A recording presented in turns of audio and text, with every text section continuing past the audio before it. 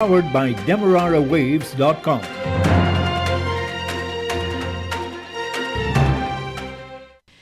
The news comes to you compliments of KFC. It's finger licking good. First, the highlights. President Irfan Ali signed into law the controversial Natural Resource Fund bill passed in the National Assembly on Wednesday, December 29. The National COVID-19 Task Force, NCTF, has relaxed some measures for bar, restaurant and churches to usher in the new year in the traditional way. The Ministry of Health says it has begun to see significantly increased cases of the novel coronavirus in the last 72 hours. The Ministry of Education has released a schedule for the return to face-to-face learning from nursery to secondary levels. And a headless body of a toddler found in the canal near the Coker at Land of Canaan, East Bank, Demerara. In the region, Cuba will be giving booster shots to the entire population in January in an effort to keep the highly contagious Omicron variant of the coronavirus at bay. And internationally, the head of the World Health Organization says the coronavirus pandemic can be defeated in 2022, but only if countries work together for vaccine equity. Details of these and more with Dennis Chabral in a moment. KFC delivery is now available from the Amazonia location. For shore-based Little Diamond residents, call 632-0533, 632-0533, 6080162, 6080162, or 503-3591, 503-3591. That's KFC's delivery service from the Amazonia location. KFC. It's finger licking good. And now the news in detail. Good evening, I'm Dennis Chabral. President Irfan Ali signed into law the controversially passed Natural Resources Fund and the Fiscal Management and Accountability Amendment bills. The bill was passed in the National Assembly by the one-seat majority governing People's Progressive Party on Wednesday, December 29. President Irfan Ali, at a specially arranged assenting ceremony at Office of the President, said the bill is alive and begins the transformation in Guyana. This bill is a bill that is alive, and it's a start in what will be a dynamic journey, because as you're aware, we are now at the infancy stage, and the development of the oil and gas sector will bring with it changes. Our own maturity in the sector will bring with it changes. So the bill itself is a bill that will be alive, a bill that would be reviewed ever so often in the context of our own development in the oil and gas sector. The government says it is pushing forward with the Natural Resource Fund Act to ensure Guyanese begin to immediately benefit from the oil and gas sector. The act also allows the government to now withdraw money from the fund for budgetary support with the prior approval of Parliament for development, social services and emergencies. The opposition of Partnership for National Unity plus Alliance for Change had opposed the passage of the bill and claimed that the bill was illegally passed with the presence of the mace, which is a symbol of authority in the National Assembly. The mace was taken away by an opposition member of Parliament. The Speaker said Thursday that the bill was lawfully passed since a replacement mace was used.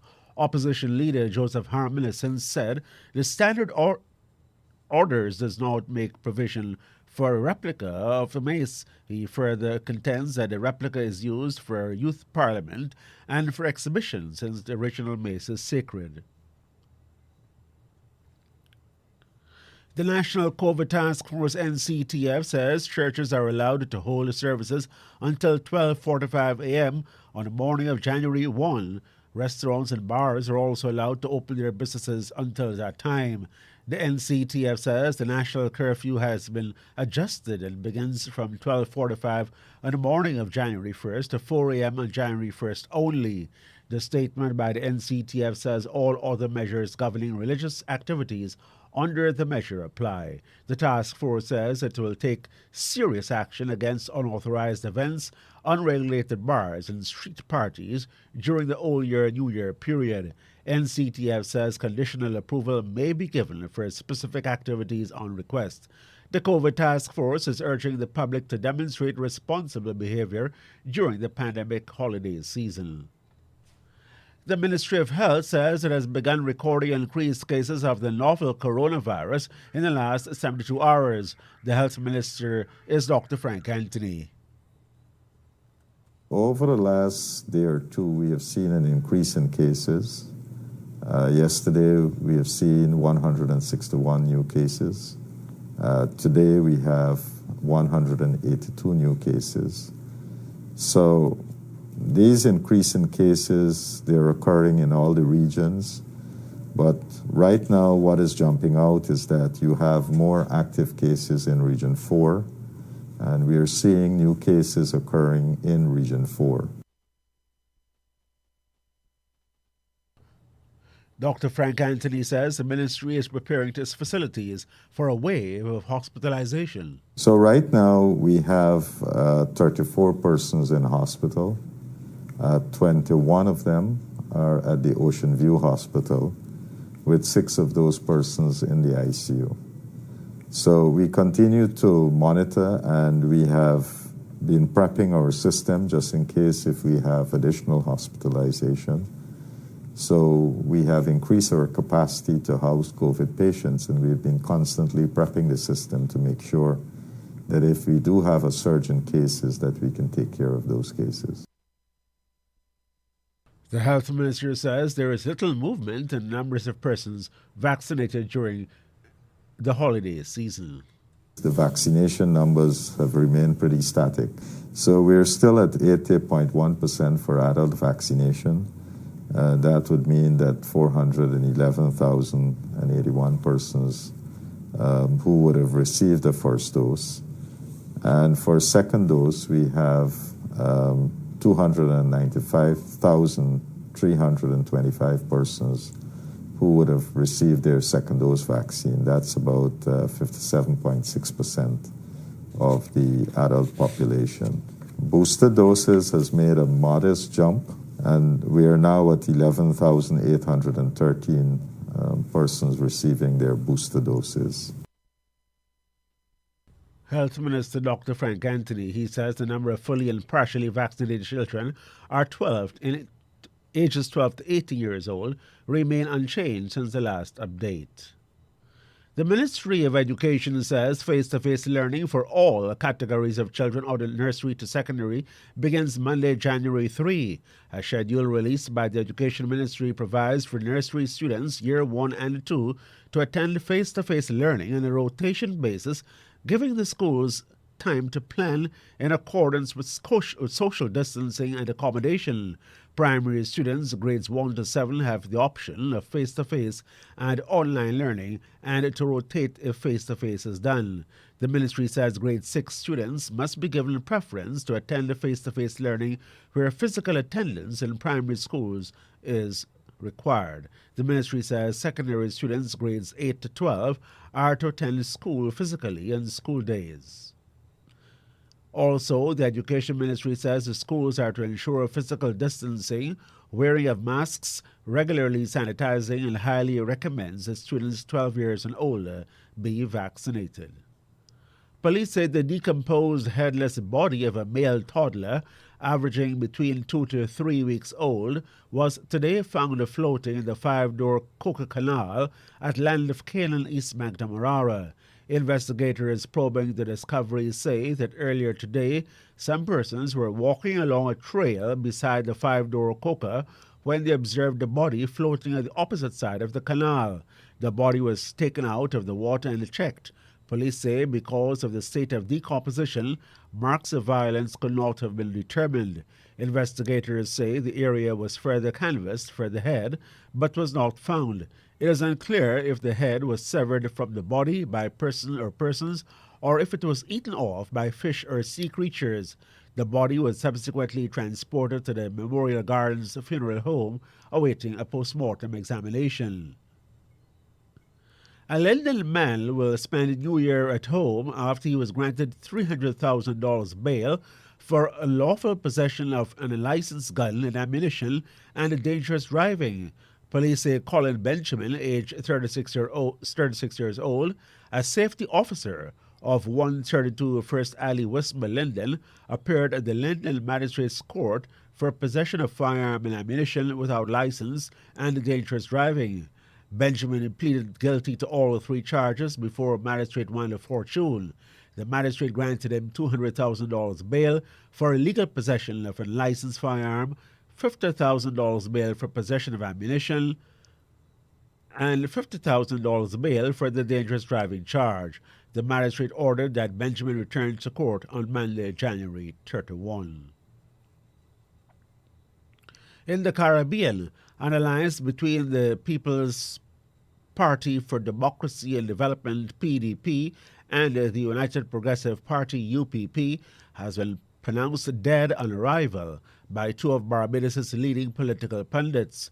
According to Barbados Today News, University of the West Indies lecturer Dr. Christina Hines declared that although stronger together, the marriage of convenience would falter over its failure to attract mass-based support. Meanwhile, pollster Peter Wickham believes the merger may be taking much-needed support from the Democratic Labour Party, which is considered the government's strongest opponent.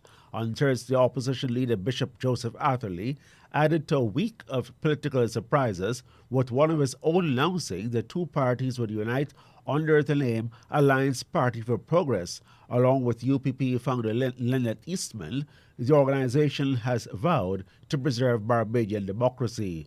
Dr. Hines warned that they'll have a lot of work to do to convince the electorate to vote for their candidates, many of whom are believed to be new to public life.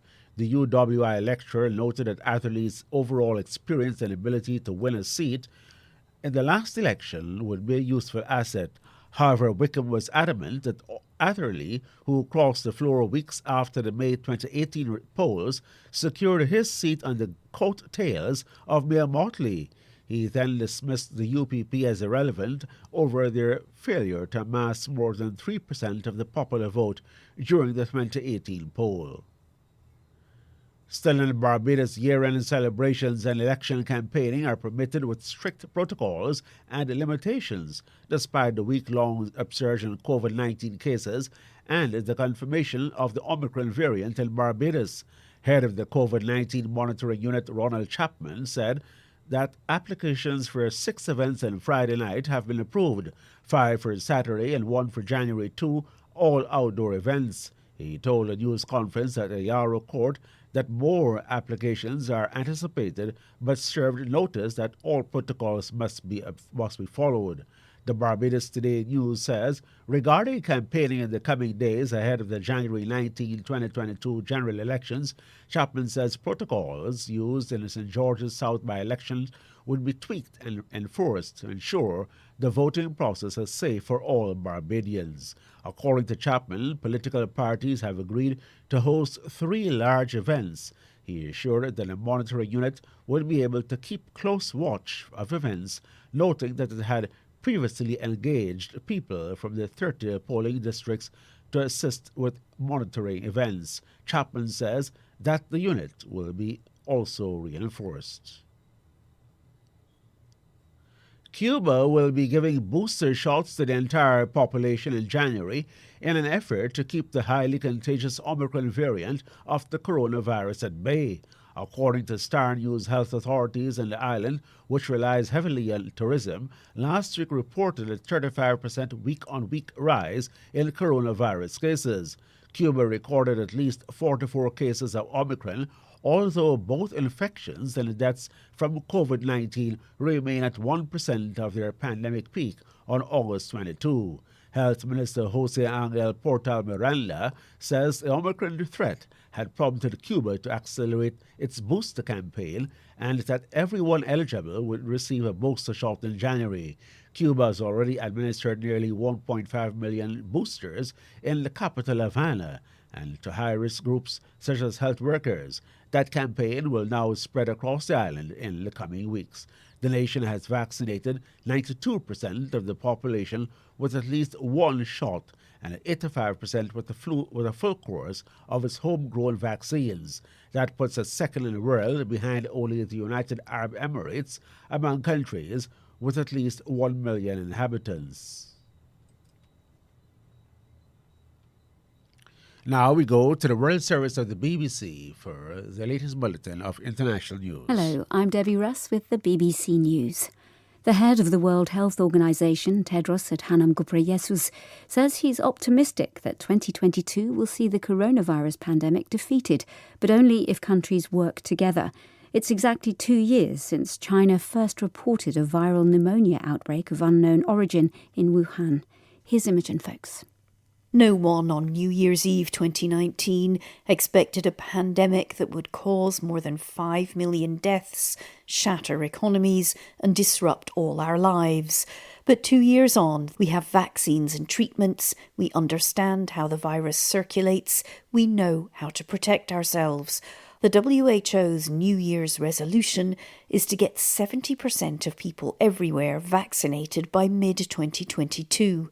But the WHO warns if richer countries continue to hoard vaccines, variants will continue to emerge and the pandemic will drag on. A large-scale study carried out in Britain has further strengthened indications that the Omicron variant of the coronavirus is much less severe than the Delta variant. The data examined more than 1 million cases of both types. Here's Laura Foster with more details on Omicron. A new analysis by the UK Health Security Agency backs up earlier findings that it produces milder symptoms and estimates that the risk of being admitted to hospital with Omicron is approximately 1/3 of that for the Delta variant. The agency also underlines the importance of booster jabs, saying they are 88% effective at preventing severe illness. But it says it's too soon to draw definitive conclusions because Omicron spreads so easily and because cases are rising in the over 60s. The governor of the American state of Colorado says President Biden has declared a disaster after grass fires destroyed entire neighborhoods in the towns of Superior and Louisville on Thursday. Jared Polis has pledged to help residents to rebuild their lives. Blizzard conditions are expected in the coming hours. 2 explosions have been reported outside the Cambodian embassy in Myanmar's biggest city, Yangon. The blasts come just days before a visit by the Cambodian leader. Celia Hatton is following developments. Really, there was a message behind these explosions because they come very close to a planned visit by Cambodia's leader, Hun Sen. He's going to be traveling to the Burmese capital, Naypyidaw, in order to meet with the military junta there. And it's believed, even though no one's claimed responsibility for the explosions, it's believed that these explosions are meant to send a message that the opponents of the military, they really do not want the Cambodians to give legitimacy to Myanmar's military leaders by engaging in a formal diplomatic visit there. BBC News. India's Competition Commission, the CCI, has opened an investigation into allegations that Apple's App Store is breaching antitrust laws. A non-profit organisation called Together We Fight Society says Apple forces developers to use its proprietary App Store without an alternative market. It argues this acts as a barrier to fledgling app creators and leads to higher prices for developers and customers. Apple has previously rejected similar allegations in India and elsewhere. New Year celebrations have been taking place across Asia, although restricted for a second year in many places because of COVID concerns. In Tokyo, many year-end parties have been banned, and China is on alert against the virus, with many events cancelled and the huge central city of Xi'an under lockdown.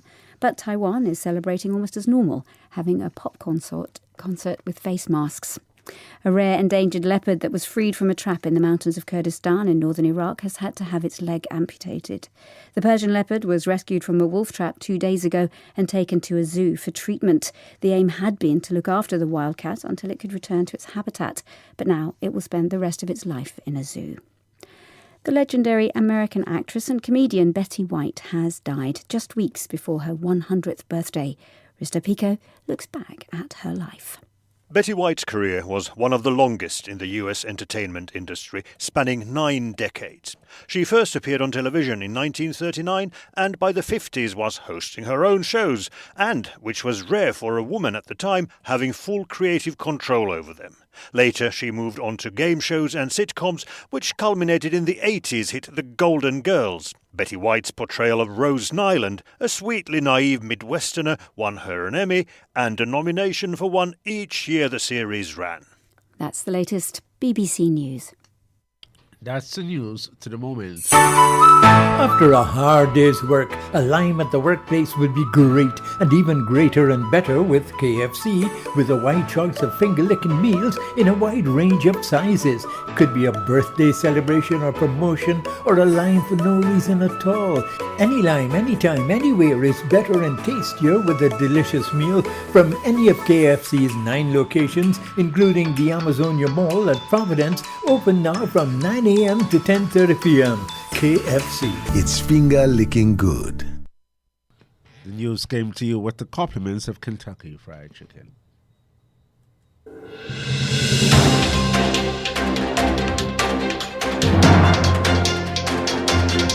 This has been the news, compiled in the News Talk Radio newsroom.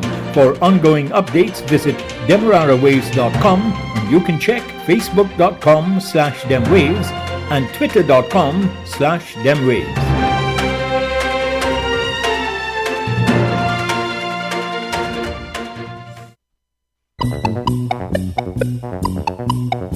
Enjoy Ron's Rendezvous every Friday at 20 hours right here on 103.1 FM.